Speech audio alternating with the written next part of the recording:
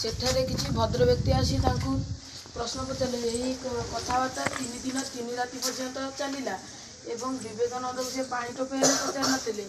ସେ ଷ୍ଟେସନରେ ଗୋଟେ ମୁଚିଟିଏ ଥିଲା। ସେ ମୁଚିଟି ଶୋଇଲା ବେଳେ ସ୍ୱପ୍ନରେ ଭଗବାନ ଆସି ତାଙ୍କୁ କହିଲେ ଯେ ମୋର ଜଣେ ଶିଷ୍ୟ ସେଠି ବସିଛନ୍ତି, 3 ଦିନ 3 ରାତି ହେଲା ସେ କିଛି ଖାଦ୍ୟ କି ପାଣି ପିଇ ନାହାନ୍ତି, ତମେ ଯାଅ ତାକୁ ଖାଦ୍ୟ ଦେବ। ସେ ମୁଚିଟି ଗଲେ, ଯେମିତି ସେ ବିବେକାନନ୍ଦକୁ ଦେଖିଲେ ସେ ଜାଣିପାରିଲେ ଯେ ଏ ହେଉଛନ୍ତି ଭଗବତ ଶିଷ୍ୟ। ସେ ବିବେକାନନ୍ଦକୁ ଖାଦ୍ୟ ଖାଇବା ପାଇଁ କହିଲେ। ବିବେକାନନ୍ଦ କହିଲେ ହଉ ତମ ପାଖରେ ଯାହା କିଛି ବି ଅଛି ମୋତେ ଦିଅ। ସିଏ କହିଲେ ମୁଁ ଆପଣଙ୍କୁ କିଛି ଖାଇବାକୁ ଦେଇପାରିବିନି, କାହିଁକିନା ମୁଁ ଗୋଟେ ନିଚ ଜାତିର। ବିବେକାନନ୍ଦ କହିଲେ ନିଚ ଜାତି ମାନେ କାରଣ ମୋତେ ସମସ୍ତେ ଅଭଦ୍ର ବୋଲି ଭାବନ୍ତି। ଅଭଦ୍ର ବୋଲି ଭାବନ୍ତି।